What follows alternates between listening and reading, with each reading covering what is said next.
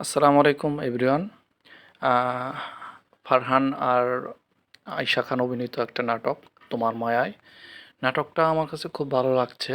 তো নাটকটা ডিরেকশন করেছে রুবেল আনুশ।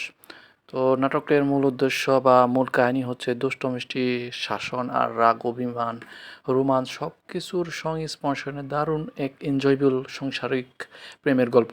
এর বাইরেও গল্পে স্বামী স্ত্রীর খুনসুটি আর শিক্ষণীয় বিষয়গুলো দারুণ উপভোগ্য। তাই এই জুটিটা আমার কাছে খুব ভালো লাগছে। তো নাটকের দুটি শিক্ষণীয় বিষয় নির্মাতা দেখিয়েছেন রুবেল আনুশ। তো মানুষ অভ্যাসের দাস, চাইলে মানুষ সেই অভ্যাসগুলো পরিবর্তন করতে পারে না। তবে জীবনসঙ্গীর সাথে জীবন তখনই সুন্দর ও ভালোবাসায় পরিপূর্ণ হয়ে ওঠে যখন আ যখন লাইফ পার্টনারের অভ্যাস, স্বভাবগুলোর সাথে নিজেকে সহজে মানিয়ে নেওয়া যায়।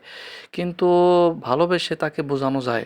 শুধু জীবনসঙ্গী নয়, আশেপাশের সকল মানুষ, সমস্ত পরিবেশ, পরিস্থিতির সাথে ইতিবাচকভাবে নিজেকে খাপ খাইয়ে নিতে পারার মাঝেই মানুষের জীবনে প্রকৃত শান্তি অনুভব হয়।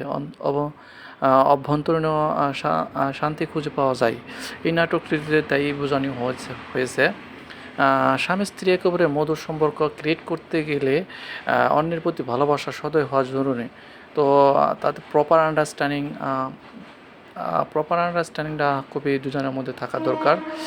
অতিরিক্ত শাসন বা অতিরিক্ত রাগ অভিমান স্বামী স্ত্রীর মাধ্যমে এক ধরনের ঝগড়া সৃষ্টি হয়, পরবর্তীতে তার ডিভোর্সের সৃষ্টি হয়। এই নাটকটিতে এই দেখানো হয়েছে। ধন্যবাদ সবাইকে নাটকটি দেখার জন্য। আল্লাহ হাফেজ।